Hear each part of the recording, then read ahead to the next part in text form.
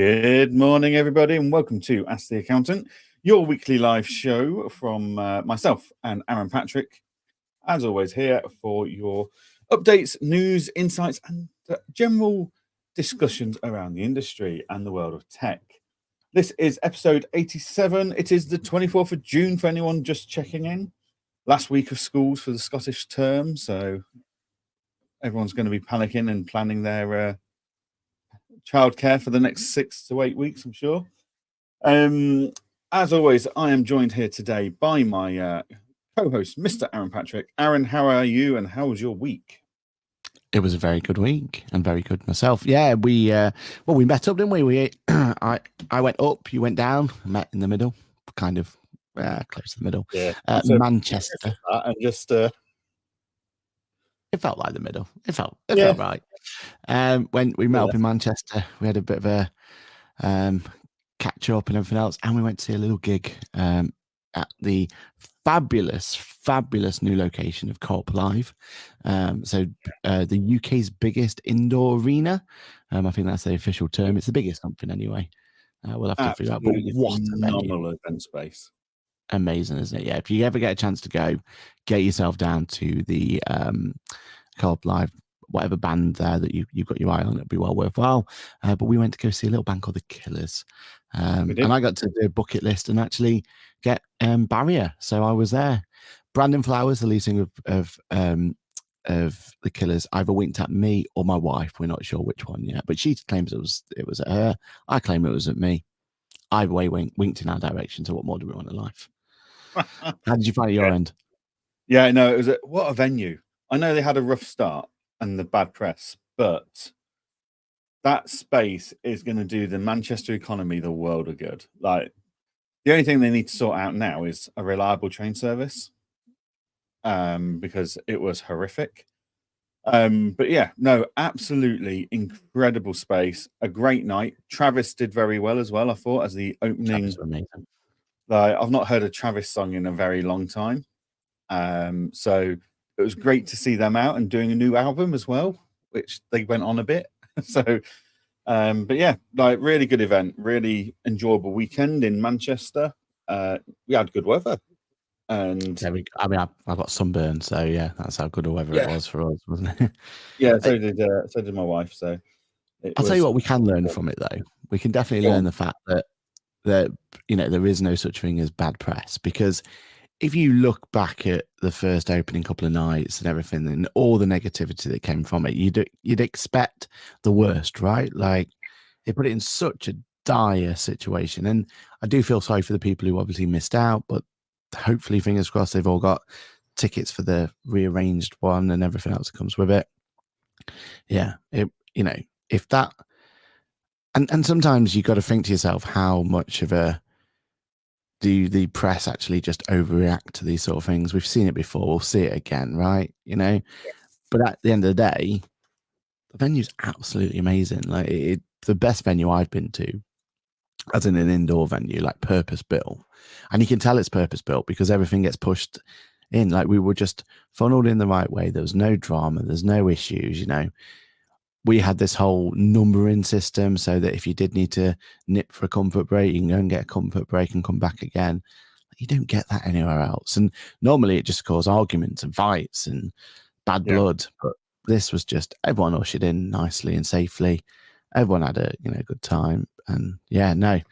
Again, it just makes you wonder, doesn't it, sometimes when you see it on the press of actually what happened.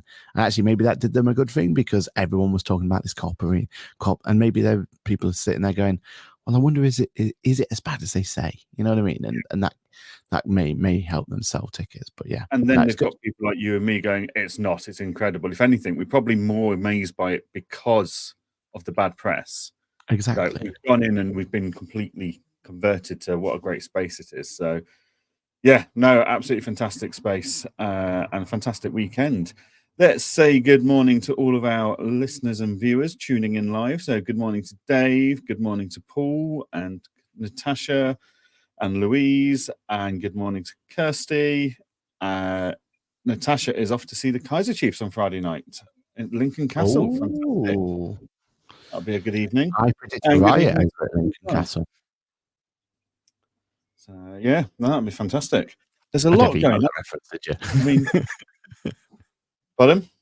I don't think you got that reference. I said I predict a hear you. riot. I Oh, predict very a good. riot at Lincoln Castle. Yeah, we are. And then we've got people on Instagram as well. So Stephanie's on Instagram. So good morning, both, and happy Monday, she says, with a blue heart. That means it's a 0 heart. But yes, not everyone's perfect. And then Clive's here as well. Good morning, chaps. Good morning, Clive. Cool. Yeah, no, it was a fantastic weekend and event overall. Very well organised. I can't believe how much is going on in the UK at the moment. So we've got Taylor Swift is doing the rounds, and you've got your ticket to go and see her in London. You're very excited about that. I mean, you're taking your goddaughter as an excuse, but we all know it's really a book for you. Foo Fighters have been doing the rounds. Killers are doing the rounds. Green Day are doing the rounds. Like Green Day and Killers were in the same city this weekend. It was ridiculously busy. But yeah, all good for the local economy and small businesses to sell food and drink to and hospitality to. So that's all good things. Yeah, there's a Derby donut company who are providing the donuts for Taylor Swift. How mad's that? Nice. Like, yeah, like you just imagine just a small little donut company that started out, and now they're going out there to produce the donuts for Taylor Swift herself. It's just, yeah, madness. Yeah, definitely. And yes, Kirsty, I'll take some down when I go. I've said I'll take some on the train with me for them. Can't guarantee all of them will arrive, but yeah, I'll take some. I'll help deliver. Yeah. Very reasonable delivery charge. Yeah. Yeah, and yes, Kirsty, Aaron is a Swiftie fan. How awkward for him. I'm only going for Paramore, who's the support act. So yeah, we'll see. Yeah. That's like me saying I only went to Killers to see Travis. We both know it's not true. Very true. But yeah, right. Okay, folks. A few bits to go through. Girls Aloud are on tour as well. We've been told on Instagram. Girls Aloud are on tour as well, are they? Still? What do you mean still? It was a big comeback, wasn't it? Was it? Yeah, it was. Yeah. No one tells me anything around here. And Kirsty would like to see you dressed in a pink hat. I mean, how into this are you going to be? Because like I saw all the Swiftie fans in Edinburgh, and there was a lot of sequins, glitter, cowboy hats, cowgirl hats. Yeah, I mean, it was very colourful, Aaron. I don't think I'm going to get a choice, if I'm honest. I feel like my outfit's already been made for me, probably months and months ago. And yeah, I'll probably be wearing what they call them on the wrists now. Is it candies? I think that's what they call them. The little things that you have to trade with people. So yeah, no doubt they'll. I'll see if I can get some QuickBook chat ones built. Yeah. Pass them over to people. Get anytime, probably QR code. Ask the accountant ones as well. Anything to get some brand awareness out there. Right.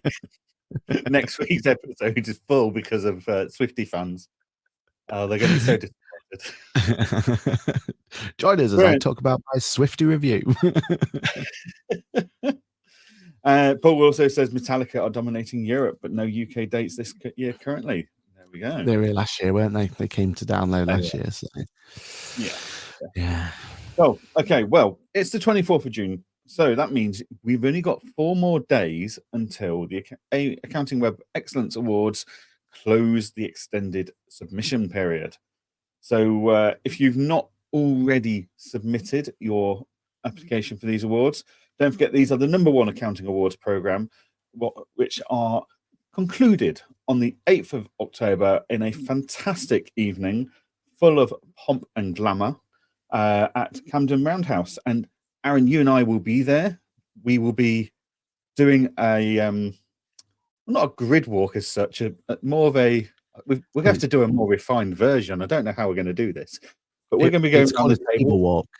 Table walk. We've been told. Those tables are quite far away, Aaron, from each other. I mean, I don't know that I can jump from one to the other.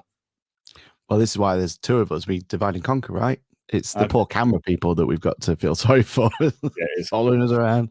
I mean, if anyone watched the F1 this weekend and saw someone trying to take over Martin Brundle, they because Martin Buddle's so like he so is the good. one who created, like he created the whole concept.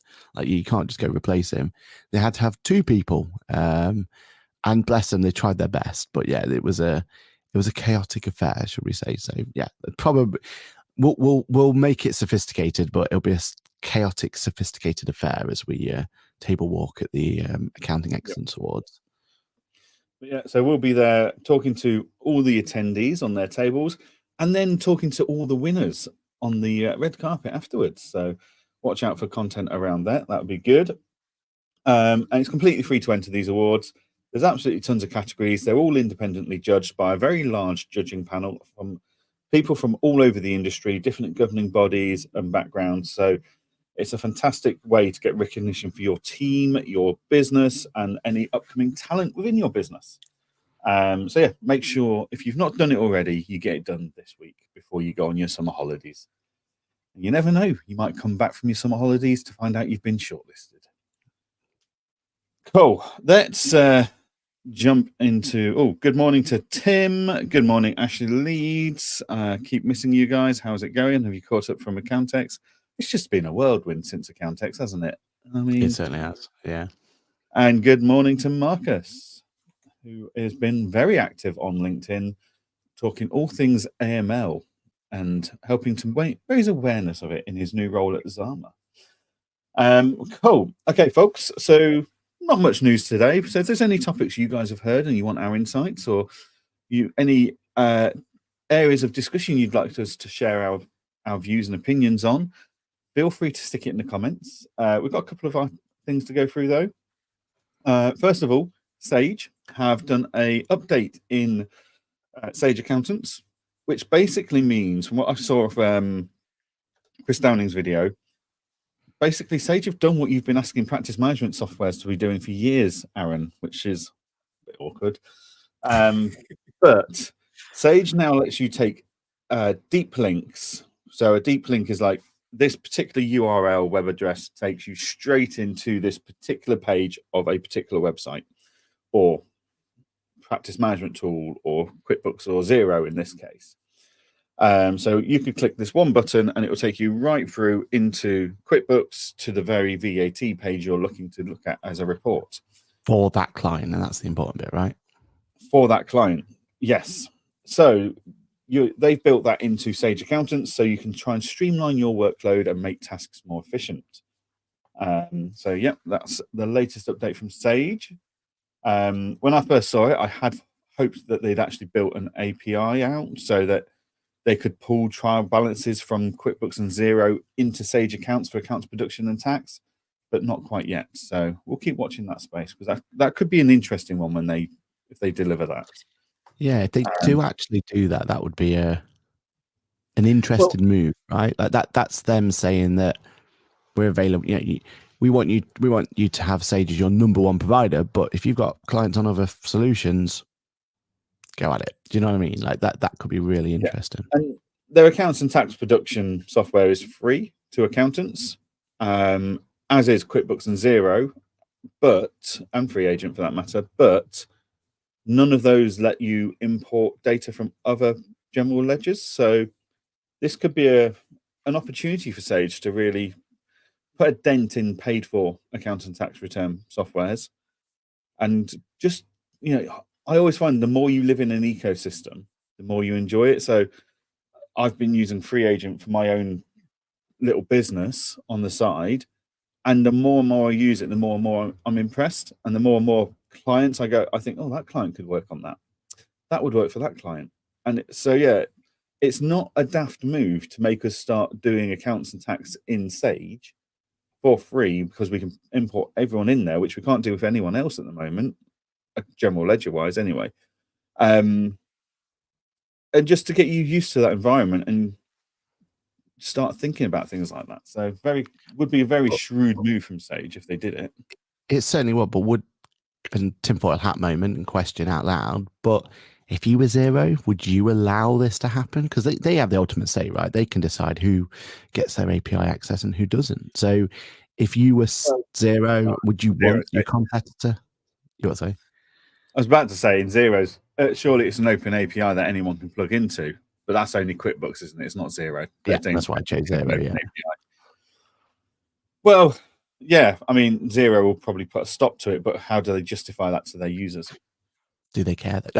And that's not a dig at Xero. Like they're protecting their client base, surely. Like, you know, it's their ship. They get to decide who comes on board, sort of thing. And would you allow it? Would you allow that to happen if you were a Xero yourself, like in the position you are?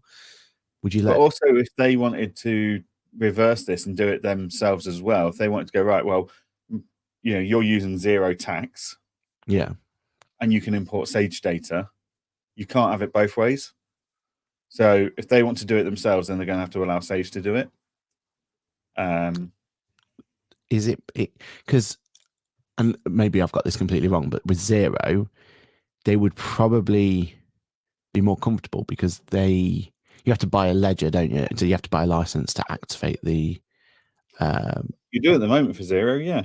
Yeah, and with Sage, and maybe Tim can tell us I'm right or wrong here, but I believe you don't need a license associated with it. It's just part and part. You know, if you had a QuickBooks client, you could just bring the TB in somehow and make it work for the Sage accounts production and tax return. I believe so, anyway. But maybe I've got that completely wrong. But I thought that was like the difference between Sage versus Xero, etc., was the fact that you don't need to have a license in Sage.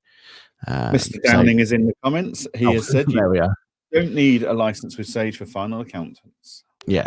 So for Xero, they probably like don't care what they connect to, right? Because they already get money out of you. So yeah. Be interesting to see. I'm more interested to see if Xero would allow that. Like, would they allow? Because they obviously allow TaxCalc, KPM, NOMI, I believe, and all those ones to connect. Because and they've technically got bookkeeping solutions. So the president is there. It's set. They've got bookkeeping solutions. They've got payroll solutions. Whether they are ones that you want to use or not, different matter. And whether they see those as threats or not is a different matter compared to, say, Sage, who will well and truly be up on their SWOT analysis and on their threats board. But yeah, it'll be the ones I'd be more worried for are if QuickBooks Xero and Sage started letting you just import other general ledgers into their software at a click of a button, like you get from TaxCalc, TaxFiler, Iris, whatever. Then and that solution's free, and you don't need a license in Sage's case.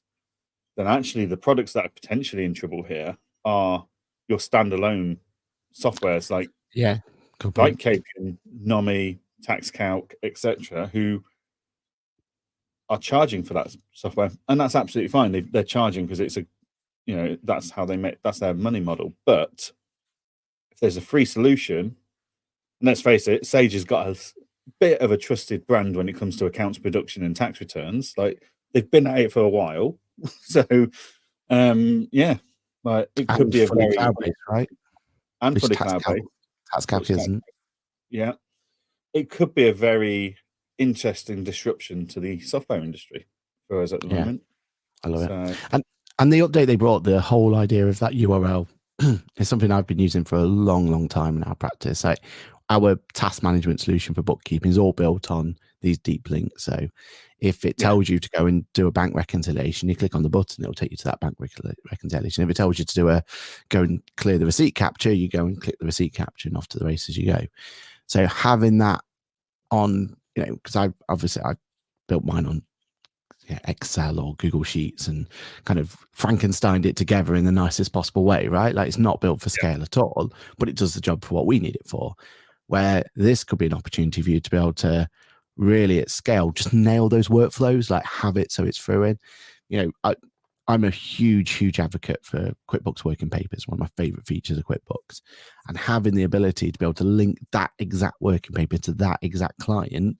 Well, that makes that workflow, if you're reviewing the job or if you're looking to go onto a meeting for a client or whatever the situation is going to be, if you can have one click to get to that particular area, makes your life so much easier, doesn't it? So yeah, love this update. Now hopefully it's something everyone looks at and starts looking. What happens if Sage has got working papers and you can import your TBs from Xero, Free Agent, QuickBooks, etc., Mm. then actually it's become an even more all-in-one solution, because I can't do that with QuickBooks Work Papers at the moment. Like, there's a workaround, but it's a new license, and Yeah. it's a hassle. And then it's import export manually, isn't it, and everything else. Yeah. Again, there's workarounds for it, but yeah, it's not seamless. So interesting times ahead for that. Certainly one to watch, I think. Cool. The other bit of news that I don't know how many times I've read an article saying extensions now been released, but the extensions apparently been released. But the one thing I did notice, to be fair, in this article about the extension was, because it got announced like autumn last year, and I'm sure I've seen it 2 or 3 times saying it's now live. But in this update or release, as it were, they now do work with QuickBooks as well as Xero, because it was just a Xero only product. I imagine they'll be working with Sage in the coming months to add that on there for Sage Accountant. But is it the fact for Sage though, because they've already got auto entry? Is that like it's already a closed ecosystem for Dext? And yeah, I don't know. Maybe they're looking at the numbers and thinking, well, we don't get too much people connecting Sage because they've already got auto entry and it does everything they need for them, right? So I'd imagine that's something at that a more affordable price in most cases. Definitely. So yeah. But yeah, so Dextension. So for those that aren't aware, Dextension is a Chrome browser plugin, which is one of those little apps you install at the top of your Chrome window. And basically it's designed so when you're looking at things in QuickBooks Xero or in Dext, you can then, there's a lot more to and fro and a lot more synchronization of the data and spotting issues and stuff. So yeah, it's designed to make your workflows more powerful during bookkeeping, basically, is my understanding. I've not had a proper play with it yet because I've moved away from the Dext product, but I've also not heard many people raving about it and stuff. In fact, maybe Stuart Hurst started talking about it a bit more recently. I could not be sure. Yeah, it was on one of his videos, wasn't it? But yeah. Right. But yeah, so plugged into QuickBooks as well now. But what are we on? 12 months after the price increase? Is it too little, too late? Potentially. I mean, they're positioning themselves as the premium product, aren't they? It's like, I mean, we'll talk about it later, but another solution's now letting us do data capture. So, the whole them providing a data capture, which at the beginning it was just them and auto entry, right? Like they were the only two. Yeah. They were you chose between one or the other, and you picked which one you're going to be. But now with various solutions out in the market, some absolutely dominating in terms of speed and price and everything else, they're positioning themselves to be the premium product, right? Like they're the only ones still, from memory, you can let you import and it might not be live yet, but they were talking about the rental statements, right? So you can send a rental statement in, it'll extract line by line by line and give you that sort of thing, right? They've still got, and I think that's what they're going to be pushing, isn't it? Is that, we may not be the most cost effective now, but we've got premium, and the reason we got a premium is because boom, and Dex extensions are part of that. Is part of the new update for Apple, does that mean Safari can now have Chrome extensions on? I remember they mentioned something, didn't they? Yeah, Safari's been able to have extensions for a couple of years now. Developers just aren't building them, which, you can open the gates, but you still need people to come through the gates to make use of the product. So but didn't they start allowing Chrome-based ones? Wasn't that one of the... I don't know. I know Microsoft Edge do, because Microsoft Edge is built on Chrome. So that's just but I don't know if Safari does. I don't think it does. I've not seen anything anywhere, and whenever I've looked at the extensions list for available on Safari, it's always been very minimal and pointless, really. And passwords managers, basically. Yeah, sometimes it's better like that, right? Because I've always seen, or I use on my system, that Safari's that clean.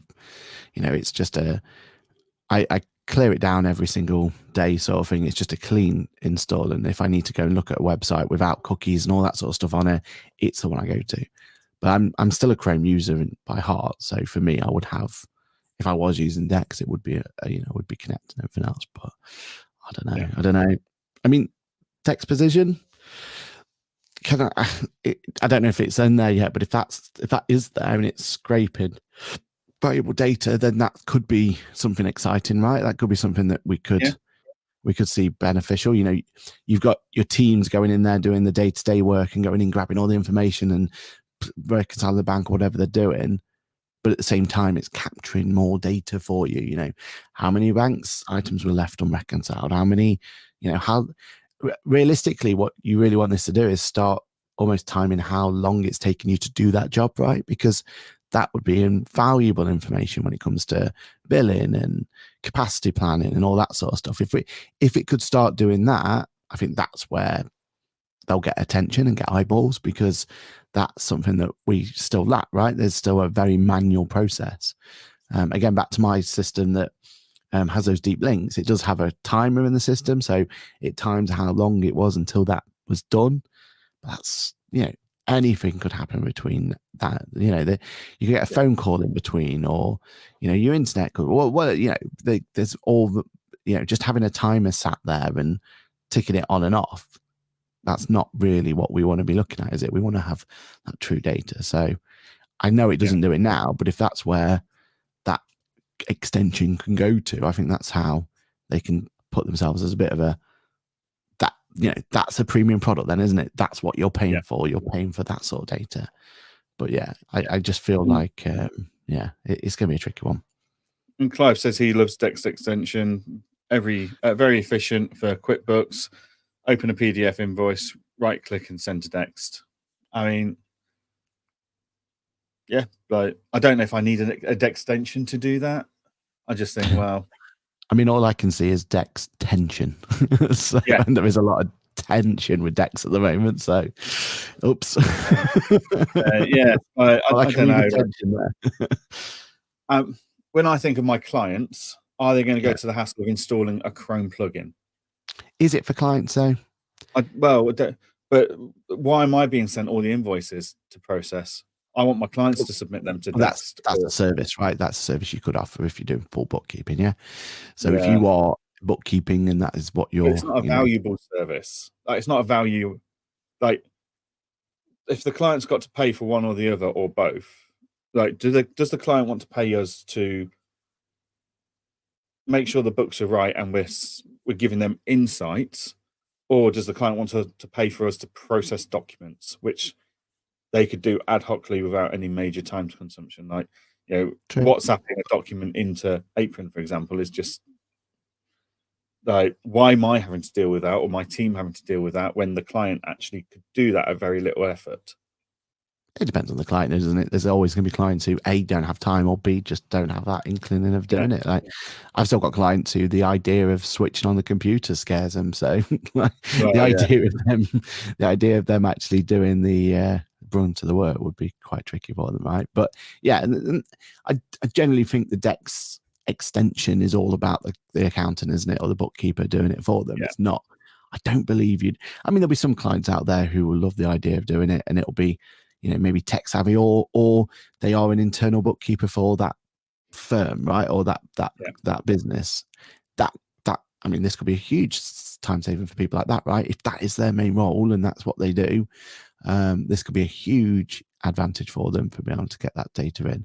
Because I think there's still that perception from a client's point of view that Dex is the go-to solution, isn't it? Because a lot of the time it's because the accountants introduced it to them back in the day. And I do think a lot of clients, because they're not doing it at scale, they probably see the price and go, you know what, I don't care what the price is, if I'm completely honest. It's saving me all this time, on an individual like business basis. I will pay whatever I need to pay for a solution like Dex to be along. So I imagine that consumer to consumer, they're business to business, they're doing still fine, because it's still, they can see the time saving, can't they? It's when we see it as accountants, when we put it as scale, and then it becomes unaffordable, or unless we can utilize those premium features, then that's where the conversation comes, doesn't it? Definitely. Cool. Okay, let's draw a line under that. And let's move on to our sponsor, Apron. So we'd like to thank Apron for sponsoring us as per usual for the last few weeks. I mean, Aaron, you and I both use Apron in our firms. We both love it. My clients are just raving about the concept that you can just WhatsApp stuff in. Like, that's the game changer here. Like, yes, we could all have an app on our phone. Yes, we can forward emails to a ridiculously long email address. But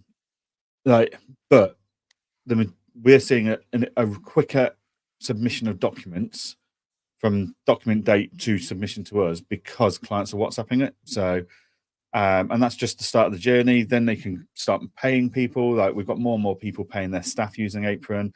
And once they start doing that, it goes back to that conversation that we were having about Sage. And once you're in the ecosystem using one little part of it, you start using more and more of it. So clients that this time last year weren't interested in Apron's bill payments solution have gone from now putting in documents to it as our document capture software through to, well, I'm already logged in, I may as well pay my staff, through to, well, I may as well pay the bills that easily as well.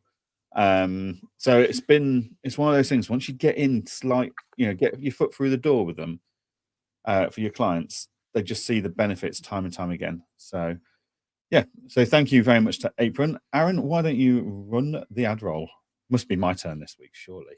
It is. Okay, so if you thought receipt capture was easy from Apron, check this out. Here I am, chilling at the Apron stand at Accountex, while my team needs to make me pay a bill. They've set it up on Apron for me. They've sent me an email. I just press continue to dashboard. Gets me to log in. I authorize the payment. Payment goes out my bank account. You know what's even better? If they need me to pay 10 bills, I only have to authorize it once. I make one payment. That's it. Job's a good one. I can go back to drinking coffee with the Apron guys. I'm so smug with that advert. Like, considering that was spontaneous and no scripting whatsoever, just the end bit about like going back to have a coffee with the Apron guys, like, I was so pleased with that. Right. Came out good. Shows how easy it is, right? Like, you were sat there chilled. I mean, if you were any more vertical, you'd be asleep at that point. So yeah, I mean, did you notice the sole of my trainers? They were quite clean, unlike some people's trainers. Yes, we don't like to talk about that bit. But no, absolutely love Apron, and clients are loving it too, which makes all the difference. Because normally, when you change a software like a document processing, clients get very annoyed with it. They don't like change. If you think accountants and bookkeepers don't like change, clients like it even less. Exactly. So you've got to really find the benefits for them, and Apron has certainly been an easy conversion for us. Okay, so one last bit of document capture news, since that's the trend we're on at the moment. Approval Max, I believe, have launched a document capture tool. So you can now capture the documents, approve them, all in Approval Max. Aaron, you found this one, so why don't you tell us a bit more about it? Yeah, so, I mean, you can understand why. It's the same argument with Apron, right? Like, Apron were sat there saying that they were building this amazing payment platform, as you said in your video there, in your advert. And the one thing they were relying on was other technology for capturing that data in the first place. So they were capturing the data, and if there was any errors, any issues or anything, it was then affecting the Apron payment, right? So Apron were like, well, we're already reading that invoice, because their USP is that they read the invoice anyway to get the bank details. So if we're already reading the invoice and the PDF that's attached, why not just give an end-to-end solution? And that's exactly what Approval Max have done. So for anyone out there who's never used Approval Max, never heard of Approval Max, their big thing is about making that approval process just work. Like that, that was their one thing. They do it really well. And you've got clients who need multiple approvers, or you need clients who, you're doing the work for them, and you need some sort of approval solution in approval step within the workflow. Approval Max is a really good way of doing it. Even though Xero themselves have a built-in approval solution, a lot of people are still moving to Approval Max just because it's so much more powerful. You can do conditions, and if it's over a certain amount, it can go to here, and if it's under a certain amount, it goes to there. There's all of those sort of elements there that make Approval Max really work. Now they've got the opportunity to have a built-in automated data capture tool. So very similar to the Apron story, they've now got the opportunity to capture the data directly in, scan bills directly into Approval Max, reduce the risk of errors, go paperless, and everything else. So I can't imagine this is going to be one of those where, you know, you're going to move every single client you've got over to Approval Max because, because what are they doing? But I think if they're already using Approval Max, they're already in that ecosystem, like you just said, and they don't have anything else. Or if they do, if they're on like a Dext or something, then maybe this is an opportunity to move them over, kill one of the subscriptions. We've all got subscription burnout at the moment, haven't we? So having the opportunity to have it all in one sounds good to me.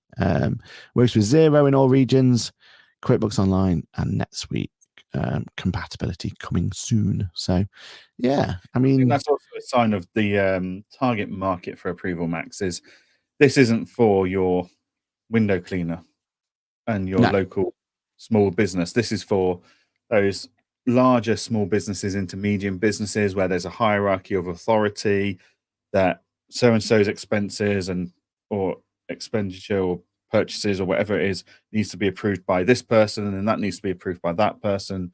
That kind of infrastructure is what Approval Max are targeting, isn't it?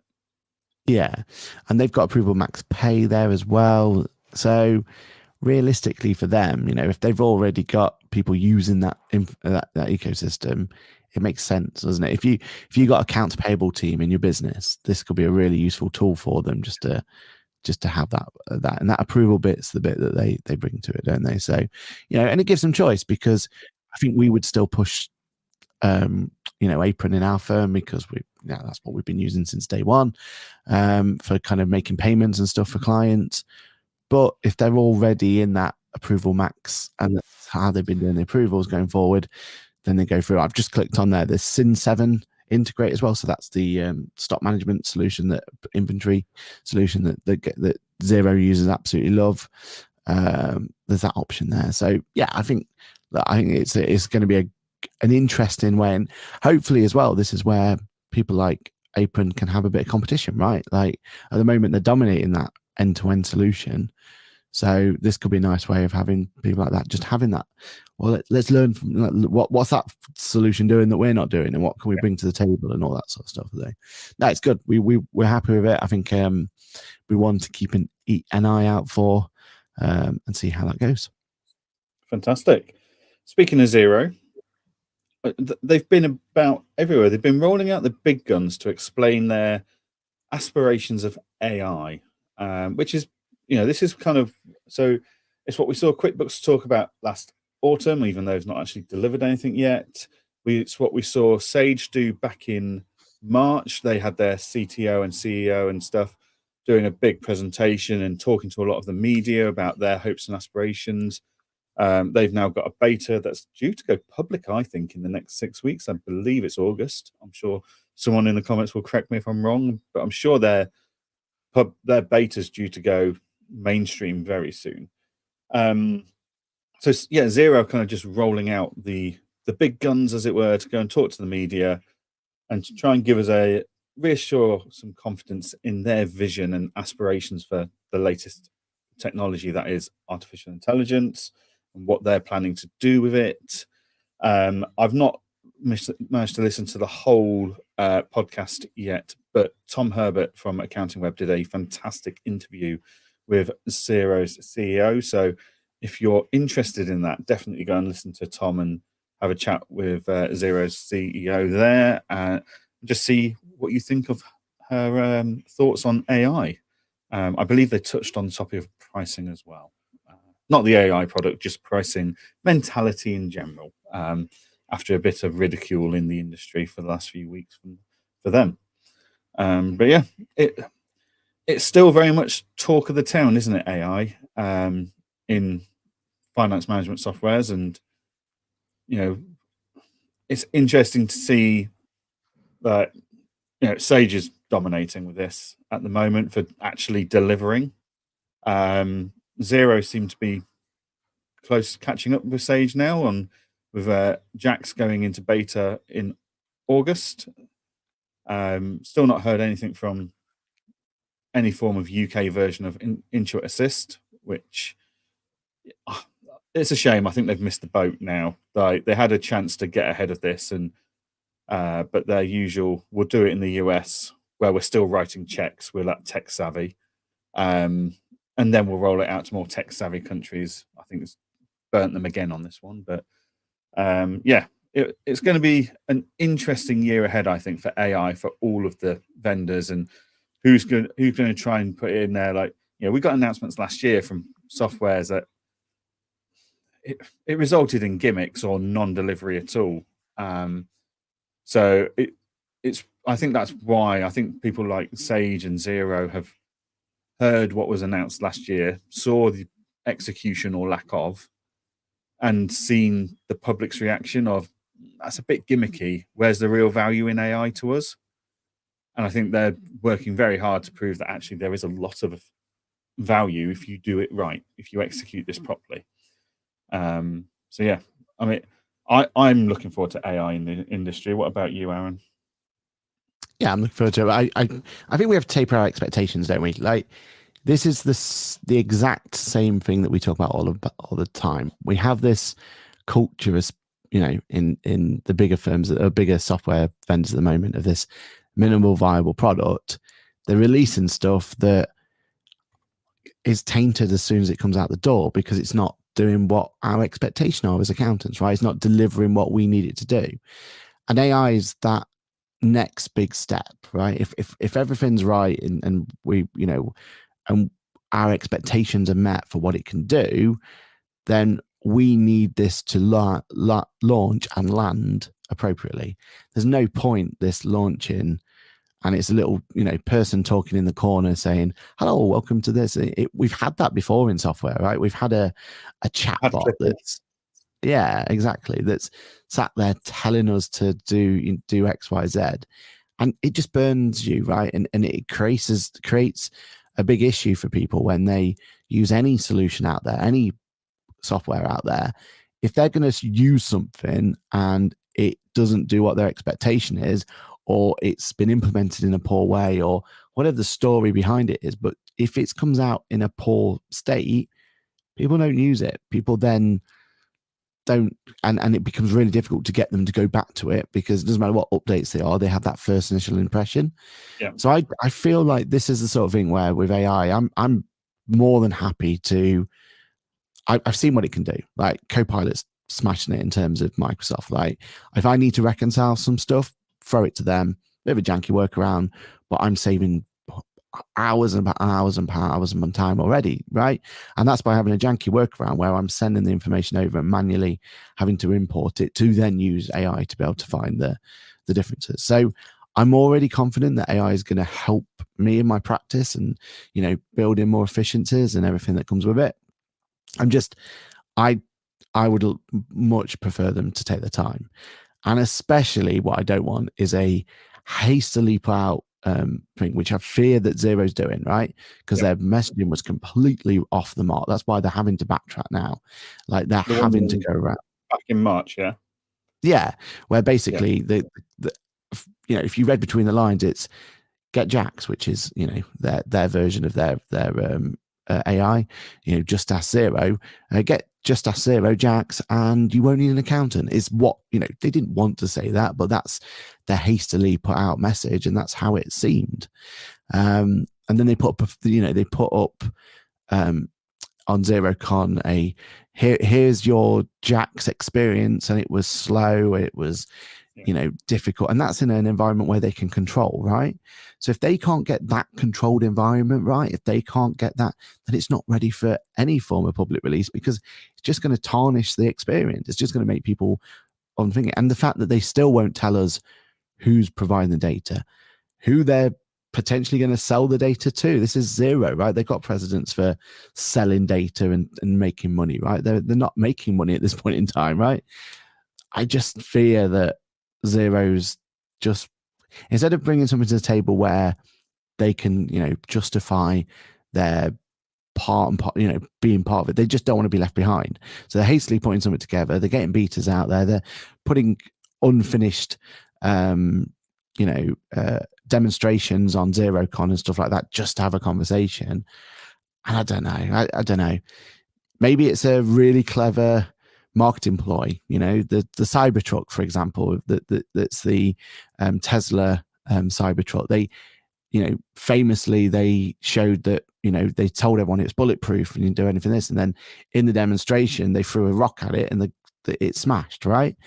And that got everyone talking. Like, they say it's bulletproof, but it can't even take a rock. It was all planned. It was all staged, because when it came out 6 months later and they did another demonstration, it showed exactly what it was. So maybe that's what they're trying to do. They're trying to rile people up and trying to get us to, but I don't think they are. I feel like it's just hastily put out there. And if they don't get this minimal viable product, then my fear is that people will just see it as a gimmick and it'll be Pixie and thingy all over again, right? Like, where it's not going to be viable. So I don't know. I'm worried. I personally, these are the sort of things I'm happy to take my time on. Like, Apple can take as long as they need to take to get it out there. QuickBooks can take as long as they need to take to get it out there, right? I'm happy to sit and wait, because what I want to happen is when they finally launch it, from day one, it's impactful. From day one, you get why you want to use it, and it's not just early adopters just trying to piece it together and justify it, because that's never gonna. History's shown that that's never going to make it viable. So, yeah, we'll see. Yeah, we'll see. History also shows QuickBooks doesn't always do that delivery of a good viable product. So, my concern, the benefit for Xero, exactly that, isn't it? But the benefit for Xero, any AI tool that's going out there, is if they roll it out in a beta tool, they're starting to collect data. The reason Sage have launched AI Copilot back in May, and it's a good viable product. What I've seen of it is very impressive. Yeah, but then they're making it so much more powerful, so much quicker, because they're working on real life data. My concern is when people are building a tool based on developers' intuition, developers that have never worked in an industry like accounting and bookkeeping. We know how wrong that can go. We've seen so many products get launched and you go, that could be amazing. And then launch them, it's like, and it's clear you've never spoken to an accountant or bookkeeper in your life. Yeah. Or they then go, well, it's all right because we're basing it on beta data. It's like, from what market industry? From what country? Because the way, say, accounts and bookkeeping is done in the US and the UK, dramatically different. Yeah, exactly. Like, so telling us that, it's already the product's in beta in America or in New Zealand or in Australia, wherever it's in beta, is of no relevance and use to the UK. You need to be beta testing in the UK. So at least Xero are going to be getting the data. So they can then learn. At what cost, right? Who are they selling it to? Who's the back end? Like, they're coy about this. And I'm not saying they are. Like, this isn't me criticizing or saying, but they don't close either way. Xero are, it's Xero. But I'm against your rapid release concept here. Like, look at Sage, they're smashing it. And we know where the data is, we know what they're doing, and we know they're learning from this really quickly. But you've never played it. You've not tried it. So I have played with it, not on my own data. I've been and done it with someone else, but you need to use it on your own data, right? Like, until that happens, until you've got use case of your own workflows, your own thing, we still don't know. It's all speculation. And I know 100% confident Sage is going to smash out of the park. That's fine. I've got big issues about Xero, clearly, but that's only because they're not telling us all the information, right? If they're upfront with us, I can get on board. But if we're using analytics AI day in, day out in our firm now, like, it's generating meeting notes for us. It's generating insights to reports and stuff for us. Yeah. There was no fanfare. It was just released. It was done, and they got on with it. Now, but that's a different scenario, isn't it? Because an analyzing of the data, that's happened for a long, long time. And we can do that now with software, right? And we can use Copilot, Microsoft Copilot, or ChatGPT or anything if you really want to risk your client's data, right? You can do it. That's there.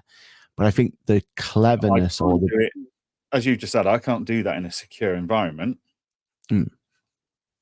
I can't even do it in I can't do that in Xero. I can't do it in QuickBooks.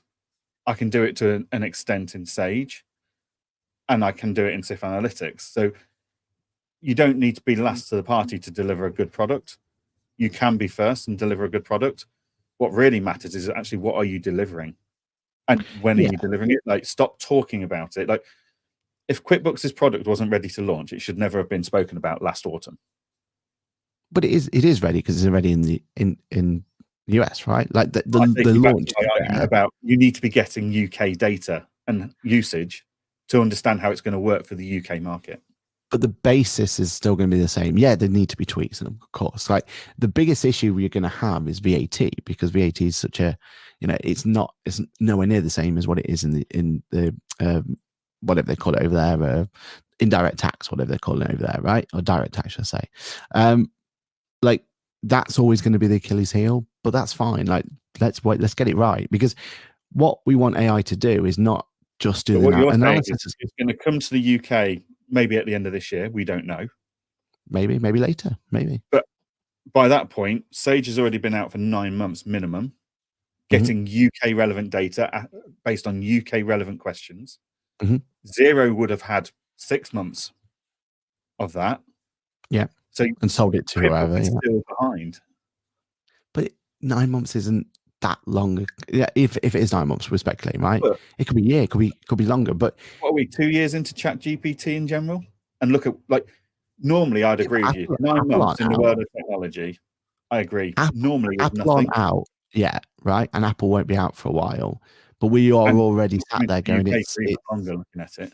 Yeah, exactly. But we're already sat there going, it's worth the wait, because it's gonna completely annihilate the competition, because it's Apple. I'm not saying Intuit's going to go and annihilate the competition. I'm very confident it's going to be on par. And if I was a betting man, I'd put a bet on it. It'll be better in certain places, right? Because it's going to take time for these things to start really developing. But I do believe that if they don't bring it out to something that's actually worthwhile, what's the point? Like, don't rush these things. If Free Agent tomorrow turn around and says, right, tomorrow I'm going to turn on ChatGPT integration for the sake of it, we'd all be sat there going, whoa, stop. No, that's a terrible idea, right? For someone like them to go away, they're going to have to go to the drawing board, they're going to have to build it from scratch, and they're going to have to take the 2-3 years it's going to take to get it out into market. And that's fine, because that's how this needs to be done, right?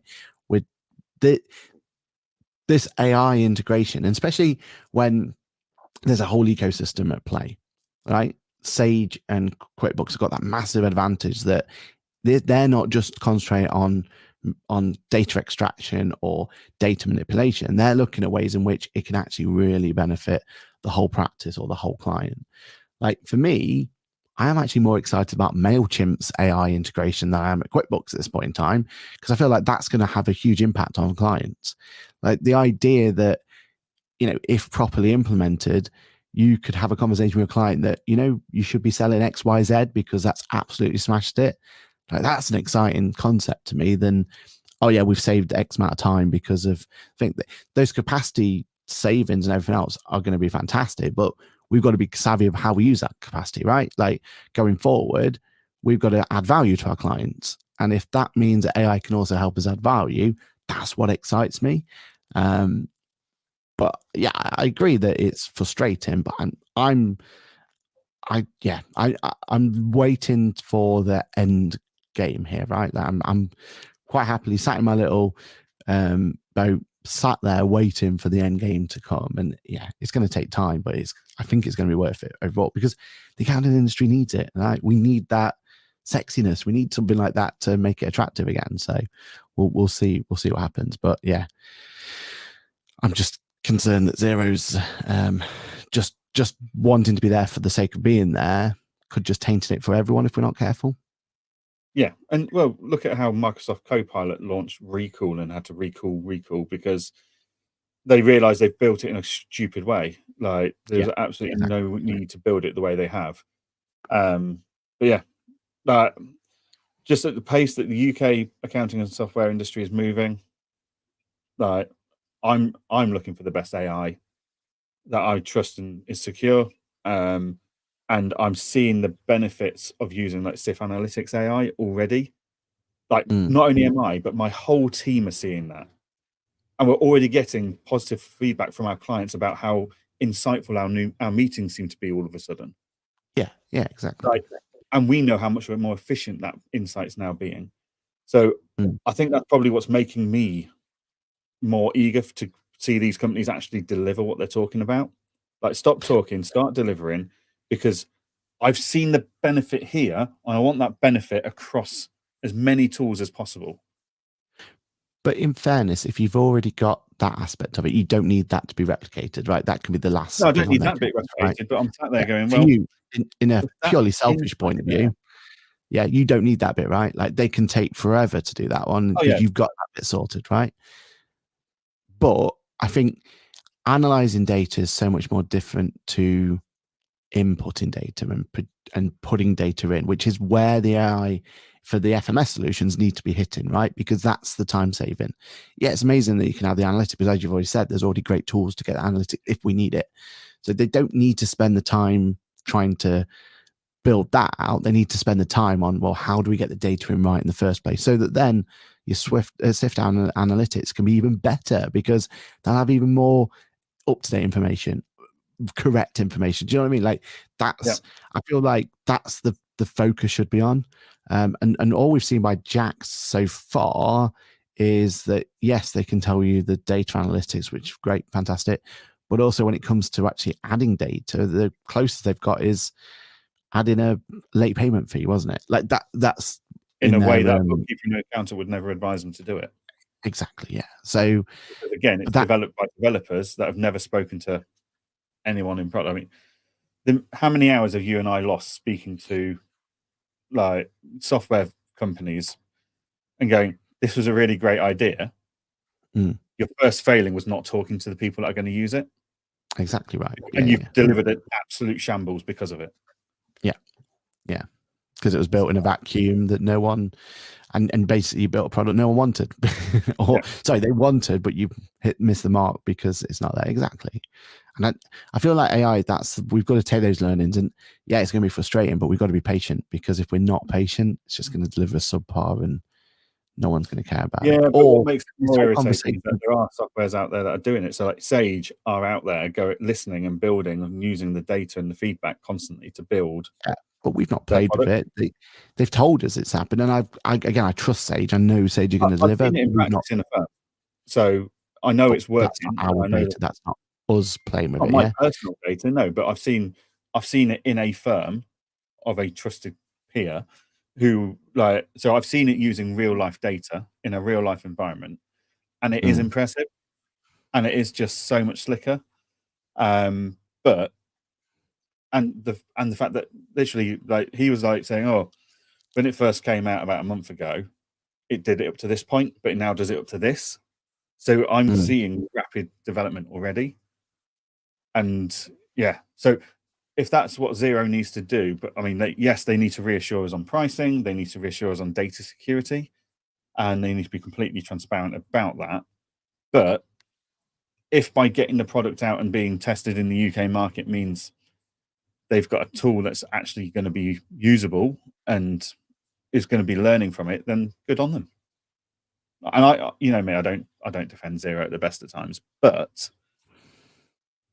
if they can be transparent about the data, the language model, etc., and the pricing, then if they've got a tool that's out there, as long as it's not breaking anything and they are learning and you can see constant evolution in it, then I think Sage has proven that's the way you do it, rather than developing it behind the scenes with no confidence from the industry that you've got any input from anyone but a developer, and then it gets delivered and it's like, well, actually, based on my history of various software companies, the amount of deliveries I see where you go, oh, that was such a good idea, the announcement was brilliant, who thought you worked like that in this industry?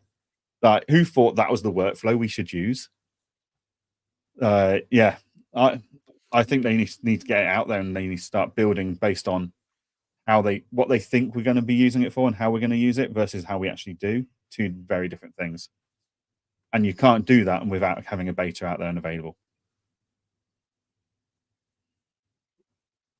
So, I mean, we shall see. I mean, history's out there already, so yeah, we'll see. History's already got a whole, because if you remember, there was a chatbot like 4 years ago in QuickBooks Self-Employed, and it was like no one used it, no one was pushing it, and that was designed to go, right, let's innovate, let's have the base out there, and then let's work and work and work. No one used it, so in the end it got canned. And that's your problem, right? If you don't hit this with the ground running, if you don't give enough sweeties there for people to start playing around in that sweetie jar, and it'll fizzle out. And we know the potential of it, and all I'm saying is we can't risk this just fizzling out. The industry needs this. The industry needs Sage to hit it out of the park, needs QuickBooks to hit it out of the park, and it needs Xero to be transparent about it. That's what I'm saying. Cool. Okay, well, that brings us up to time, ladies and gentlemen. Who said we weren't going to fill this episode? We've got bits we didn't even talk about. Give me and Aaron the ability to talk about the execution of AI, and we'll be here for weeks. Overall, we both think it's the future. We both think AI is going to power and then enhance our working lives, etc. And we both, I think, have the same end goal for AI. It's just the execution of the idea to delivery. You're a bit more conservative and reserved about it all. I'm a bit more, no, trial and error. Come on, let's get on with this. Providing certain staple things are met at all times, like data security, then trial and error, I prefer to get on with it and test and feedback and stuff, but that's fine. Yeah, So, but I suppose I've already got tools that are doing it for me, right? Like Microsoft Copilot is doing what I need it to do. Yeah. Like, it's saving time. It's just a horrible workflow to get it done. But yeah, I'm happy to go through that pain to go, right, this is what's cool. This is what's doing it. Right, let's see if anyone else can implement it in a better workflow. So we shall see. We shall see. Definitely. Right. Well, Aaron, what have you got coming up this week? I'm hoping a quieter week because I need it. I need to get on with everything now. Quite a week. So hopefully, fingers crossed, I can tick a few of those items that have been on the to-do list for too long, get them up and running and implemented, and move on. So because in 2 weeks' time we're off to Formula One, so I've got to get ready for that. That's the exactly. that's the criteria. What about yourself, Jan? Quite a week, hopefully. Just got absolutely tons of to-do things to get on with.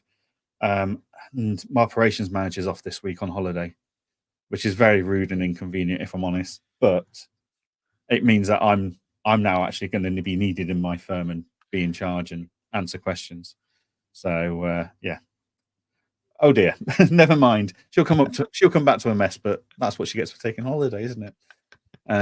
So busy, could be a busy week, but I'm hoping to be a productive busy week. Get my feet back under the table and crack on before, as you say, 2 weeks' time we'll be out towards Silverstone direction. Where we're hoping for rain. Please rain. Actually, no, I don't know. I think the Red Bulls might be superior in the rain. So let's keep it sunny. Let's. I mean, well, as the audience, will suffer either way. It'll be either too hot or too wet, one of the two. Brilliant. Well, thank you very much to everyone that's joined us and commented and fed back on the comments today. As always, we'll be here next Monday, episode 88, discussing all the latest news and insights and debating about how AI should or shouldn't be delivered in the industry. And again, thank you to Apron, our sponsor, for sponsoring the show. We look forward to seeing you all next week. Brilliant. Cheers, everybody. Have a great week, and bye for now. Yeah.